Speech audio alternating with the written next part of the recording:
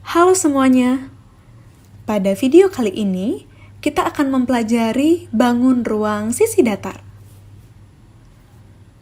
Sebagai masyarakat Bali, tentunya kita tidak asing melihat sanggah atau merajan yang ada di rumah masyarakat yang beragama Hindu, yang mana merajan atau sanggah merupakan tempat persembahyangan khususnya bagi masyarakat beragama Hindu. Umumnya merajan atau sanggah akan terdapat di setiap rumah masyarakat Hindu yang merupakan sarana memuja Tuhan Yang Maha Esa. Apakah kalian tahu bahwa sanggah atau merajan ini merupakan salah satu contoh dari bangun ruang sisi datar? Apa sih yang dimaksud dengan bangun ruang sisi datar? Nah, bangun ruang sisi datar merupakan bangun 3 dimensi yang memiliki volume dengan selimut penyusunnya adalah bangun datar yang lurus dan tidak melengkung.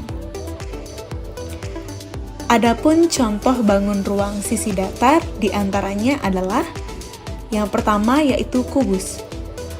Kubus merupakan bangun ruang yang dibatasi oleh 6 buah bangun datar berbentuk segi empat dan kongruen.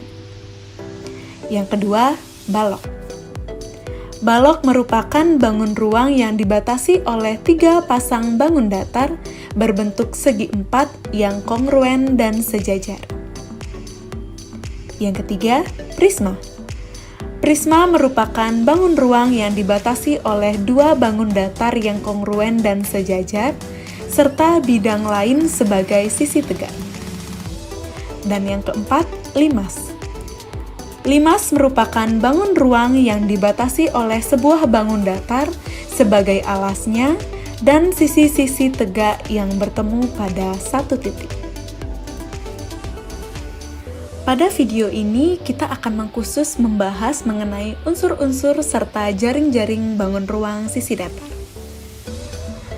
Nah, sebelum kita melanjutkan pembelajaran, adapun tujuan pembelajaran pada video kali ini yang pertama, siswa diharapkan mampu menjelaskan dan menyebutkan unsur-unsur bangun ruang sisi datar. Dan yang kedua, siswa diharapkan mampu untuk membuat dan menentukan jaring-jaring bangun ruang sisi datar. Yang pertama yaitu unsur-unsur bangun ruang sisi datar. Yang pertama, terdapat sisi, yang mana sisi merupakan bidang atau daerah yang membatasi antara bangun ruang dengan ruangan di sekitarnya, atau bagian dalam dan bagian luar. Yang kedua, terdapat rusuk, yaitu pertemuan antara 2 buah sisi atau perpotongan 2 buah sisi. Yang ketiga, terdapat titik sudut. Titik sudut merupakan perpotongan 3 bidang sisi atau perpotongan 3 rusuk atau lebih. Yang keempat, terdapat diagonal sisi, yang mana diagonal sisi merupakan garis yang menghubungkan 2 buah titik sudut yang tidak berurutan letaknya dan terletak pada sebuah sisi, di mana diagonal sisi juga sering disebut dengan diagonal bidang. Yang kelima, diagonal ruang. Diagonal ruang merupakan garis yang menghubungkan 2 buah titik sudut yang tidak berurutan letaknya dalam sebuah bangun ruang. Dan yang terakhir, bidang diagonal, yang mana bidang diagonal adalah bidang yang menghubungkan rusuk-rusuk yang sejajar dan berhadapan. Nah, untuk lebih memahami unsur-unsur bangun ruang sisi datar, perhatikanlah ilustrasi berikut.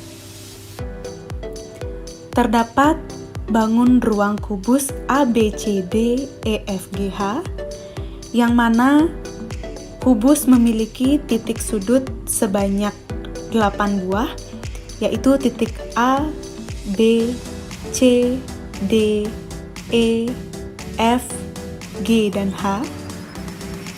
Memiliki 12 rusuk, yaitu AB, BC, CD, DA, EF, FG, GH, HE, AE, BF, CG, dan DH.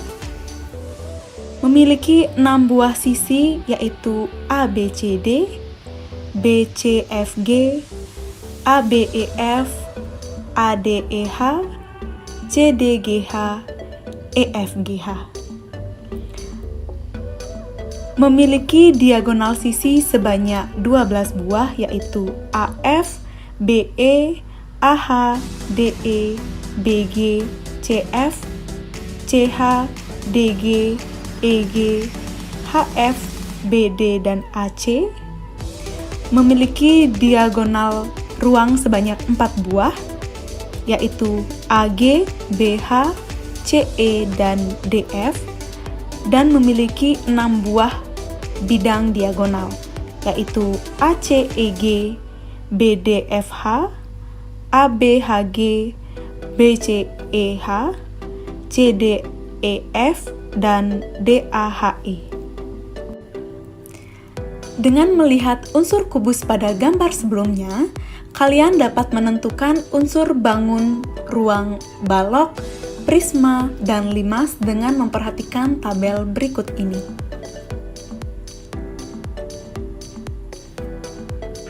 Selanjutnya, kita akan mempelajari jaring-jaring bangun ruang sisi datar. Yang pertama yaitu jaring-jaring kubus. Nah, bagaimana sih jaring-jaring kubus? Yang pertama, kita akan menggambar sebuah kubus. Jika kubus ini dibuka, maka akan membentuk jaring-jaring kubus. Selanjutnya yaitu jaring-jaring balok. Gambarlah sebuah balok.